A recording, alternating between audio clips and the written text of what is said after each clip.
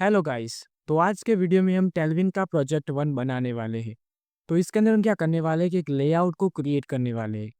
तो इसे मैंने इंस्टाग्राम में पोस्ट कर दिया था और अब जब भी मैं आपको कोई प्रोजेक्ट देता हूँ ना, तो उसे मैं इंस्टाग्राम में पोस्ट कर देता हूँ। तो अभी तक आपने मुझे इंस्टाग्राम में फॉलो नहीं किया है तो मुझे वहाँ पर भी फॉलो कर देना, जिससे कि आपको प्रोजेक्ट के रिलेटेड सभी अपडेट्स मिलती रहे।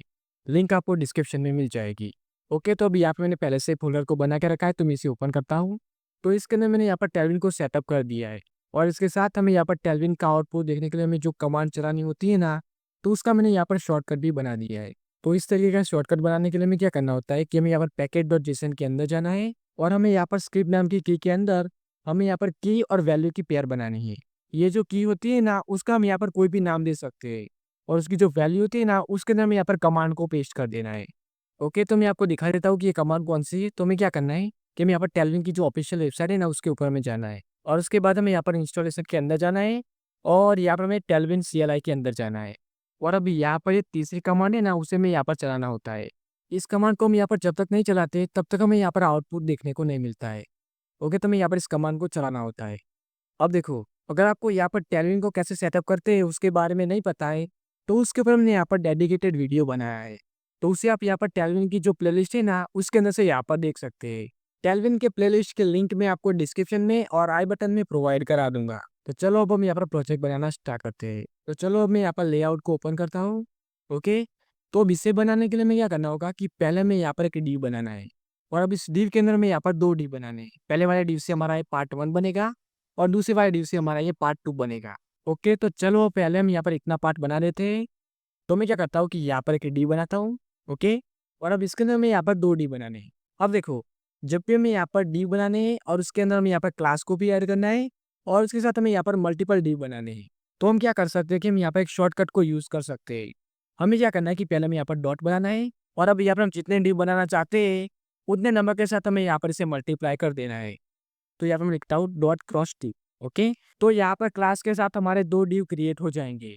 ओके, अब देखो, अब हमारा जो पार्ट 1 है ना, उसके अंदर में क्या करना है कि हमें यहाँ पर 2 डिव बनाने हैं। पहले की साइज है 300 क्रॉस 500 और दूसरे की साइज है यहाँ पर 300 क्रॉस 200। ओके, तो मैं क्या करता हूँ कि हमारे जो डिव है ना, इसके अंदर मैं यहाँ पर 2 डिव बनाता हूँ, तो मैं लिखता हूँ डॉट क्रॉस 2। ओके, और अब पहले के अंदर मैं लिखता हूँ 300 क्रॉस 500 पिक्सल। ओके, और दूसरे के अंदर मैं यहाँ पर लिखता हूँ 300 क्रॉस 200 पिक्सल। और अब हम क्या करते हैं कि हम यहाँ पर स्टाइल को अप्लाई करते हैं। तो इसके अंदर मैं यहाँ पर लिखता हूँ W 300 पिक्सल। उसके बाद मैं यहाँ पर हाइट की प्रॉपर्टी बनाता हूँ और यहाँ पर मैं लिखता हूँ 500 पिक्सल। ओके, और अभी जो नीचे वाला डिव है ना, इसके अंदर मैं यहाँ पर विक की प्रॉपर्टी बनाता हूँ और यहाँ पर मैं लिखता हूँ 300 पिक्सल। उसके बाद मैं यहाँ पर हाइट की प्रॉपर्टी बनाता हूँ और यहाँ पर मैं लिखता हूँ 200 पिक्सल। और अब हमें क्या करना है कि हमारे जो पेरेंट टैग है ना, उसके ऊपर हमें यहाँ पर डिस्प्ले को फ्लैक्स कर देना है। वो यहाँ पर मैं लिखता हूँ फ्लेक्स। इसके अंदर भी मैं यहाँ पर फ्लेक्स कर देता हूँ। ओके, इसके साथ हमें क्या करना होगा कि इसकी जो फ्लेक्स रिएक्शन होगी ना, उसे भी हमें यहाँ पर चेंज करना होगा। तो यहाँ पर मैं लिखता हूँ फ्लेक्स कॉल। ओके, और अब हम क्या करते हैं कि हम यहाँ पर कलर को अप्लाई करते हैं। तो पहले वाले डिव का कलर है यहाँ पर येलो और दूसरे वाले डिव का कलर है यहाँ पर ब्लू। ओके, तो मैं यहाँ पर क्लास को ऐड करता हूँ। तो यहाँ पर मैं लिखता हूँ BC येलो। ओके, और ये नीचे वाला डिव है ना, इसके अंदर मैं यहाँ पर BC को ऐड करता हूँ और यहाँ पे लिखता हूँ ब्लू। हमें यहाँ पर इतना डार्क ब्लू नहीं चाहिए, तो मैं क्या करता हूँ कि मैं यहाँ पर कलर को पिक कर देता हूँ। तो कुछ हम यहाँ पर इस टाइप का करते हैं।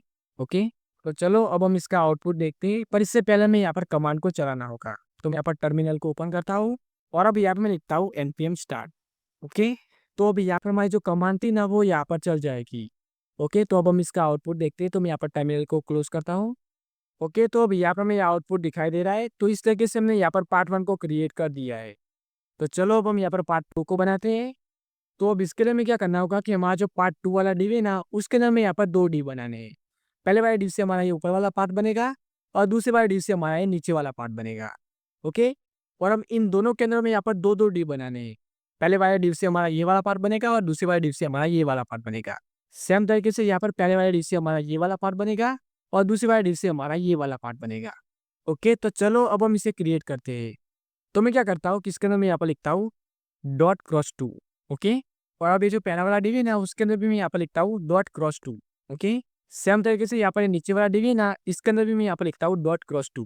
ओके, तो अब देखो, यहाँ पर हमारा जो पार्ट 2 है ना, इसका जो ऊपर वाला पार्ट है ना, उसके अंदर यहाँ पर 2 डिव है पहले डिव की साइज़ है यहाँ पर 200 क्रॉस 450 और जो दूसरा डिव है ना उसकी साइज़ है यहाँ पर 500 क्रॉस 450। तो मैं क्या करता हूँ कि यहाँ पर मैं इसे लिख देता हूँ। तो पहला वाला डिव है ना इसके अंदर मैं यहाँ पर लिखता हूँ 200 क्रॉस 450 पिक्सल। ओके। और अब ये दूसरा डिव है ना इसके अंदर मैं यहाँ पर लिखता हूँ 500 क्रॉस 450 पिक्सल। ओके। और अब हम यहाँ पर कलर को ऐड करते हैं। तो अब ये जो पहला वाला पार्ट है ना उसका कलर है यहाँ पर पिंक टाइप और जो दूसरा डिव है ना उसका कलर है यहाँ पर येलो। ओके। तो मैं क्या करता हूँ कि यहाँ पर मैं क्लास को ऐड करता हूँ और यहाँ पे मैं लिखता हूँ बिजी और इसके अंदर मैं लिखता हूँ पिक। और अब यहाँ पे मैं विथ को ऐड करता हूँ तो यहाँ पे मैं लिखता हूँ 200 पिक्सल। और अब यहाँ पे मैं हाइट को ऐड करता हूँ और इसके अंदर मैं यहाँ पे लिखता हूँ 450 पिक्सल। और अभी जो नीचे वाला डिव है ना इसकी विथ है यहाँ पर 500 पिक्सल। तो यहाँ पे मैं लिखता हूँ 500 pixel. Okay.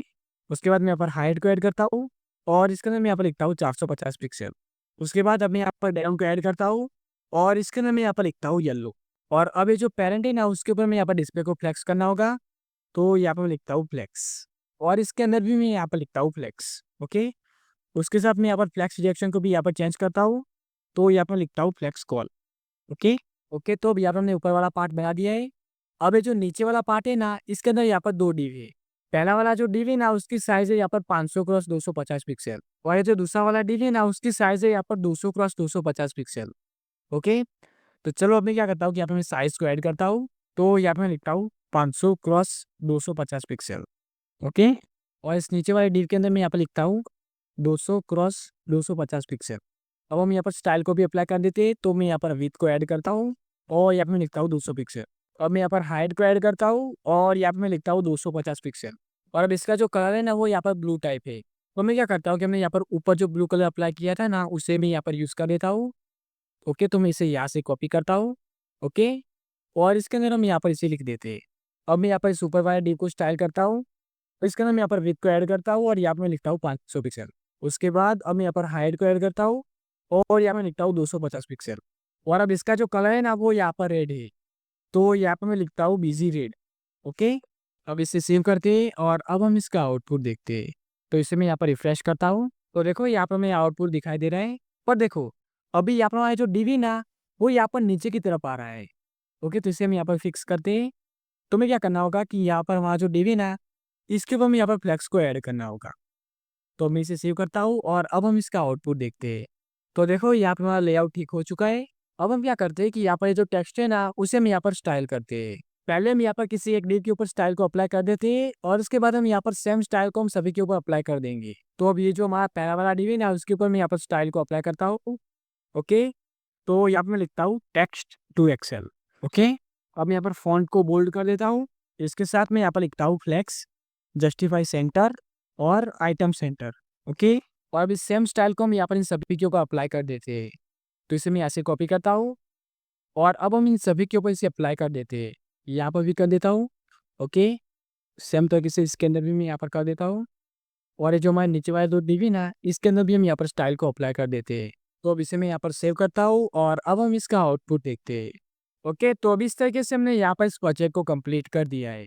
So I hope आज के वीडियो में मैंने आपको जो भी समझाया वो आपको समझ आ गया होगा। और अभी तक आपने हमारे चैनल को सब्सक्राइब नहीं किया है तो प्लीज़ सब्सक्राइब कर देना। So thanks for watching and I will meet you in next one.